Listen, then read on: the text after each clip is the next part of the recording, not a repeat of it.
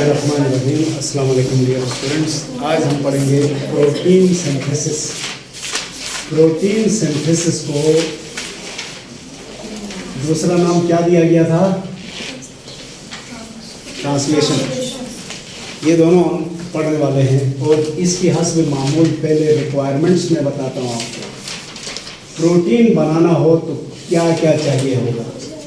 हमें सबसे पहले RNA चाहिए होगा और RNA 3 तरह का हमें चाहिए। mRNA सबसे अहम है, tRNA ये भी अहम है और rRNA अलग से नहीं चाहिए बल्कि हमें ये राइबोसोम की शक्ल में चाहिए। तो दूसरी ज़रूरत ये राइबोसोम से, ये सेल में है और प्रोकैरियोटिक यूकैरियोटिक सब सेल्स में। तीसरी चीज़ जो चाहिए होगी वो हमें अमाइनो एसिड्स की ज़रूरत होगी और ये अमाइनो एसिड्स 20 टाइप्स के कम से कम होने चाहिए। अमाइनो एसिड्स के अलावा हमें क्या चाहिए? एंजाइम्स चाहिए। इन एंजाइम्स में सबसे अहम इसलिए कह रहा हूँ कि काम का आगाज करने वाले एंजाइम ये कहलाएंगे अमाइनो एसाइल tRNA सिंथेटेज। इसको tRNA सिंथेज भी कहा गया है, सिंथेटेज भी कहा गया। ये भी 20 तरह के होंगे, 20 टाइप के ये हैं। दूसरी चीज हमें जो चाहिए होगी एंजाइम्स में वो है इनिशिएशन फैक्टर्स। ये इनिशिएशन फैक्टर्स 1, 2, 3 और 4 के नाम से हैं, ये भी एंजाइम। इसके अलावा एलोंगेशन फैक्टर चाहिए होगा। एलोंगेशन फैक्टर ये एक ही काफ़ी है। इसके बाद टर्मिनेशन फैक्टर है और ये भी एक काफ़ी है। इसके अलावा एक और एंजाइम जो राइबोसोम का ही हिस्सा है, अमाइनो पेप्टाइडेज, वो बिल्ट इन है, वो भी हमें चाहिए होगा। वो अलग से जरूरत नहीं है, राइबोसोम होगा तो वो भी होगा। ठीक हो गया। अच्छा, अब इसमें थोड़ा सा मैं RNA को बता दूं कि mRNA सीधी चेन पर मुश्तमिल है और इसके ऊपर जेनेटिक कोड्स मौजूद हैं।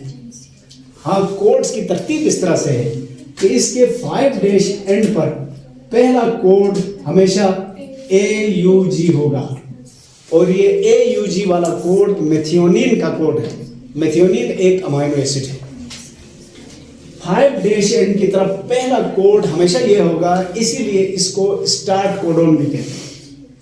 और फिर आगे कौन सा कोड होगा वो हम प्रिडिक्ट नहीं कर सकते हैं, वो हर जीन में अलग होता है या हर mRNA के ऊपर अलग होगा, लेकिन ये सब में कॉमन है। दूसरा हमारे पास tRNA है और इस tRNA के दोनों एंड्स बराबर नहीं है और बीच बीच में ये कंप्लीमेंट्री न्यूक्लियोटाइड के आने की वजह से ये डबल हुआ है, बीच में लूप्स बने हैं। इस लूप की मदद से जो अमाइनो एसाइल tRNA सिंथेटेज है वो पहचानता है ये। इस दरमियानी सेंट्रल लूप में 3 न्यूक्लियोटाइड्स का एक सेट होता है जिसको एंटीकोड कहते हैं। मसलन यहाँ AUG कोड है तो UAC इसका एंटीकोड होगा। इस एंटीकोड की मदद से यहाँ पर 3' एंड पर कौन सा अमाइनो एसिड होगा इसका फैसला होगा। और अगर ये UAC है तो यहाँ मेथियोनिन होगा जिसको MET से शो किया जाता है। लेकिन जुड़ने के बाद ये थोड़ा सा मॉडिफाई हो जाता है, N-फॉर्माइल मेथियोनिन के। ये जो कोड है थीटा लूप, लूप, इसकी मदद से ये राइबोसोम को पहचानेगा। तो राइबोसोम को क्यों पहचानना जरूरी है? क्योंकि ये सेल है और अमाइनो एसिड तो सेल में बिखरे हुए हैं। एक खास tRNA ने एक खास अमाइनो एसिड को अपने इधर जोड़कर राइबोसोम तक पहुंचना है, तो साइटोप्लाज्मिक स्ट्रीमिंग के जरिए ये पहुंचेगा इधर तक। राइबोसोम आया है नहीं आया है ये लूप इसको गाइड करेगा। अब हम आते हैं इसके मुख्तलिफ स्टेप्स की तरफ। सबसे पहला स्टेप एक्टिवेशन कहलाता है। एक्टिवेशन का सिंपल मतलब है कि एक खास tRNA के 3' एंड के साथ एक खास अमाइनो एसिड जुड़ जाए। तो आपको याद दिला दें, एक अमाइनो एसिड में सेंट्रल कार्बन है जिसको अल्फा कार्बन कहते हैं, इसमें एक तरफ कार्बोक्सिलिक ग्रुप है, इसका ये OH रिएक्टिव है, दूसरी तरफ NH2 है, ये भी रिएक्टिव है। तो ये tRNA के साथ इनमें से किसी एक एंड के साथ जुड़ेगा। दूसरी तरफ जो 3' एंड है वहां का न्यूक्लियोटाइड इस तरह से है, ये न्यूक्लियोटाइड है, ऑक्सीजन कार्बन नंबर 1 2 3, इधर OH है, और इसके साथ या ये जुड़ेगा या ये जुड़ेगा। और tRNA की पूरी शक्ल में अब नहीं बना रहा, उसको हम सिंप्लीफाई करने के लिए, अपने आसानी के लिए उसको मैं यूं दिखाता हूं। ये tRNA है समझो, और ये इसका सेंट्रल लूप है, यहाँ एंटीकोड है, ये इसका 3' एंड है, यहाँ अमाइनो एसिड जुड़ेगा। तो क्योंकि 20 तरह के अमाइनो एसिड हैं, इसलिए 20 तरह के अमाइनो असाइल tRNA सिंथेटेज नाम के एंजाइम्स होंगे, और कम से कम 20 तरह के एंटीकोड वाले tRNAs होंगे। तो मैं फिर रिपीट कर रहा हूं, एक खास टाइप के अमाइनो एसिड को एक खास टाइप का tRNA सिंथेटेज एक खास टाइप के tRNA के 3' एंड पर जोड़ेगा। इनके जुड़ने के इस अमल को एक्टिवेशन कहते हैं। इसका मतलब यह हुआ कि सेल के साइटोप्लाज्म में जगह जगह tRNAs लोड हो रहे हैं, और लोड किस तरह से हो रहे हैं? एक खास tRNA ने एक खास अमाइनो एसिड को अपने साथ जोड़ा है, अपने सर पर उठाया है। अगर आपने कभी देखा हो तो मैं मिसाल बताता हूँ, कहीं का अगर छत डल रही हो कंक्रीट की, तो वहाँ एक सीमेंट मिक्सिंग मशीन होती है। उस मशीन में कुली मटेरियल डाल रहे हैं, हर एक की ड्यूटी है। एक आदमी रेत डाल रहा है गिन गिन के, एक आदमी बजरी डाल रहा है, दूसरा पानी डाल रहा है, तीसरा सीमेंट डाल रहा है, और मशीन उन सबको मिक्स करके कंक्रीट बनाती है, फिर उसको ले जाके छत पे डाला जाता है। तो ये tRNA समझो वो मजदूर है, कोई रेत लेकर आ रहा है, कोई बजरी लेकर आ रहा है, कोई सीमेंट लेकर आ रहा है।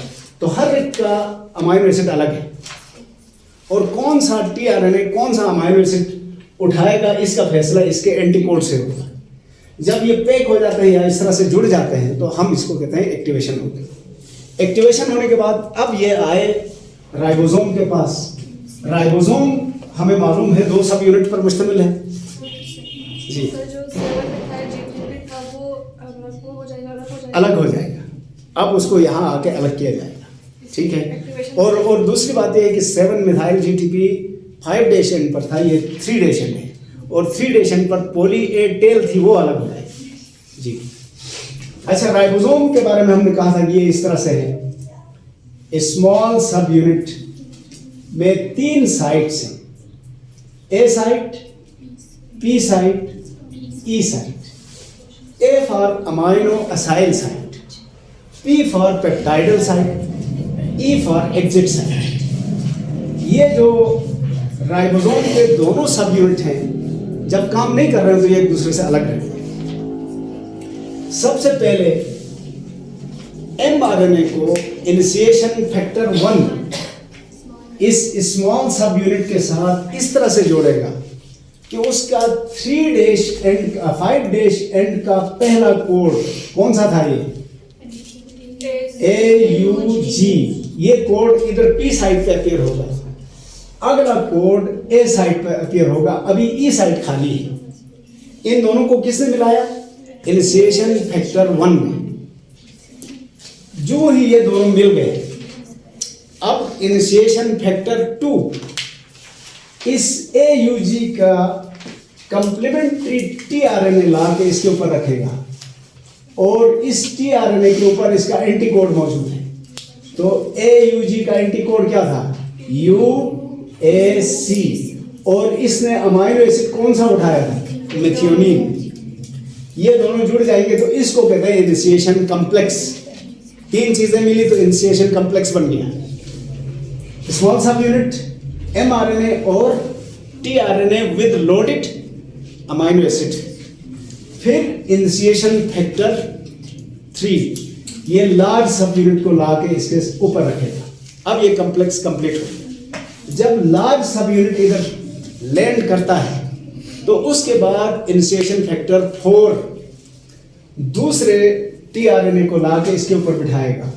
उसका जिसका भी कोड इधर ए साइड पर अपीयर हुआ है वो टीआरएनए बैठ जाएगा और उस टीआरएनए के ऊपर भी एक अमाइनो एसिड है। तो इसका मतलब अब 2 टीआरएनए साइड बाय साइड खड़े हैं और दोनों के ऊपर अमाइनो एसिड मौजूद है। जब ये साइड बाय साइड खड़े हुए तो पी साइड से अमाइनो पेप्टाइडेज एंजाइम एक्टिवेट होगा। वो इन दोनों अमाइनो एसिड के दरमियान पेप्टाइड बॉन्ड बनवाएंगे। पेप्टाइड बॉन्ड बनते ही दोनों अमाइनो एसिड जुड़ गए और अमाइनो एसिड जब आपस में जुड़ते हैं तो पहले टीआरएनए का राब्ता अपने अमाइनो एसिड से खत्म हो जाता है। खत्म होने के बाद अब नीचे से भी इसका राब्ता खत्म हो गया, ये फ्री हो गया।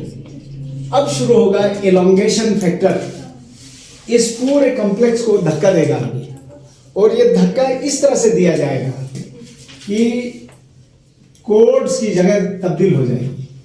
ये स्मॉल सब यूनिट है। एमआरएनए का पहला कोड पहले किधर था? पी साइड पर, अब वो आ गया है ए साइड पर। जो ए साइड पर था वो कोड आ गया है पी साइड पर। जो बाहर था वो कोड ए साइड पर अपीयर हुआ है और हमारा टीआरएनए इस दरमियानी कोड के साथ लगा हुआ है। उसके साथ अपना अमाइनो एसिड भी है, दूसरा अमाइनो एसिड भी इसके साथ जुड़ा हुआ है। जबकि ये जो पहले कोड वाला टीआरएनए था ऊपर अमाइनो एसिड से भी अलग हुआ है, नीचे अपने एंटीकोड से भी अलग हुआ है और लार्ज सब यूनिट अभी तक जुड़ा हुआ है। ये यहां से बाहर निकलेगा, एग्जिट साइट है ये यहां से बाहर निकलेगा और जो नया कोड अपीयर हुआ है उसके ऊपर एक और टीआरएनए अपने एंटीकोड वाला वो आगे बैठ जाएगा, उसके ऊपर भी अमाइनो एसिड है। यहां जब ये 3 हो गए तो अब यहां से पेप्टाइडेज इन दोनों में फिर बॉन्ड बनाएगा। बॉन्ड बनते ही अगले का राब्ता भी अपने अमाइनो एसिड से कट गया ये भी, और ये पुशिंग जारी है। जब ये पुशिंग होगी तो यूं समझो इधर से टीआरएनए निकलते जाएंगे, उधर से अमाइनो एसिड की चेन बनती जाएगी और अब आएंगे हम आखिरी टर्मिनेशन वाले हिस्से। टर्मिनेशन में क्या होगा?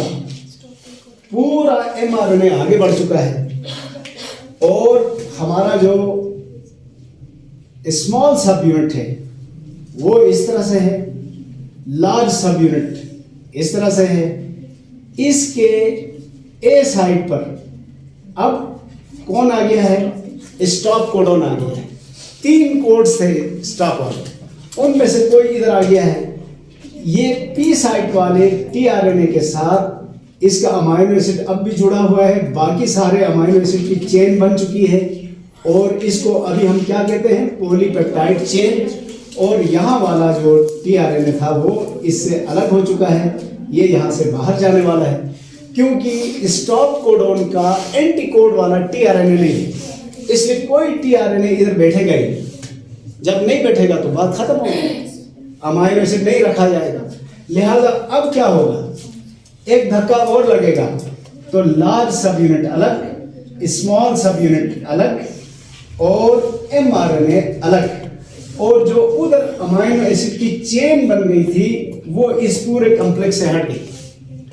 अब इस अमाइनो एसिड की चेन को हम क्या कहते हैं? Polypeptide chain. इस पॉलीपेप्टाइड चेन को यहां से उठाकर एंडोप्लाज्मिक रेटिकुलम में डाला जाएगा। एंडोप्लाज्मिक रेटिकुलम से ये पहुंचेगी गोल्जी कॉम्प्लेक्स में और गोल्जी कॉम्प्लेक्स में जाके ये फाइनल शेप में आएगी। तो अब हम उसको क्या कहेंगे? ये प्रोटीन बन गया। अब इस प्रोटीन में जो जितने अमाइनो एसिड हैं उनकी कौन सी अक़साम है और उनकी तरतीब क्या है, इस हिसाब से इस प्रोटीन में खूबियां डेवलप हो जाएंगी। हो सकता है ये प्रोटीन एक एंजाइम बने, हो सकता है ये प्रोटीन मसल वाला कंट्रैक्ट रिलैक्सन वाला होने वाला प्रोटीन बन जाए, या ग्लोबुलर प्रोटीन, फाइब्रस प्रोटीन, जो भी होगा ये प्रोटीन अब अपना काम करना शुरू करेगा। तो ये पूरी कहानी थी प्रोटीन सिंथेसिस की, और इसको होने में हमें बताने में ज़्यादा वक्त लगा है, होने में इतना वक्त नहीं लगा। ये सेकंड्स में मुकम्मल हो जाता है। अच्छा, अब एक और चीज छोटी सी, बाज़ औक़ात एक ही प्रोटीन की कई कॉपियां बनाने की जरूरत पड़ती है। ऐसी सूरत में एक ही mRNA के साथ कई राइबोसोम्स अटैच हो सकते हैं और इन सब को मिलाकर क्या कहा जाता है, पॉलीसोम या पॉलीराइबोसोम भी कहा जाता है। तो एक छोटा सा जुमला आपके नजर कर रहा हूं, आप जरा तवज्जो करें। ये अभी अभी शामिल हुआ है, इसलिए यहाँ अमाइनो एसिड की चेन छोटी होगी। ये काफी आगे गया है तो इसमें चेन बड़ी होगी।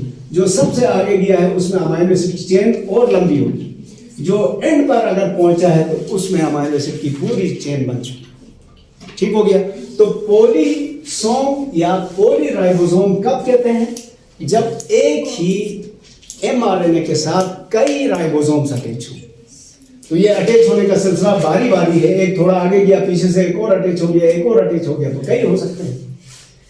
इसके बाद अगर जरूरत पड़ी तो इस mRNA को रखा जाएगा, जरूरत नहीं पड़ी तो इसको डिस्ट्रॉय किया जाएगा। जब कभी जरूरत होगी फिर इसको दोबारा एक्टिवेट किया जाएगा। तो ये जीन एक्सप्रेशन भी यही है, प्रोटीन सिंथेसिस भी यही है और जीन कंट्रोल करता है। अब उसकी मैं समरी बताता हूँ, आप जरा तवज्जो करें। हम ये कहते हैं कि हर सेल के न्यूक्लियस में क्रोमोसोम है, क्रोमोसोम में जीन पाए जाते हैं, जीन डीएनए का टुकड़ा है और हम कहते हैं जीन सेल में होने वाली एक्टिविटीज को कंट्रोल करता है। तो ये कंट्रोल डिक्टेशन की शक्ल में नहीं हो रहा है। इसने कंट्रोल कैसे किया है, अपना पैगाम आरएनए पर शिफ्ट किया है, आरएनए ने उस पैगाम के मुताबिक प्रोटीन बनाया है। तो ये काम अब प्रोटीन करना शुरू करेगा। अब प्रोटीन एक दफा काम करे तो वही डीएनए इसको डिक्टेट करके रुकवा नहीं सकता है। ये प्रोटीन जब तक एक्टिव है काम करता रहेगा। अगर इसको काम से रोकना है तो अंदर से कोई और जीन, कोई और प्रोटीन बनवाएगा, वो प्रोटीन या एंजाइम इस प्रोटीन को डिस्ट्रॉय करेगा, तब इसका काम रुकेगा। अदरवाइज इस प्रोटीन के लिए कंडीशंस दस्तयाब हैं, इसकी शक्ल पूरी है, तो ये काम जारी रखेगा। ठीक हो गया बेटा। तो ये था जी प्रोटीन सिंथेसिस का किस्सा।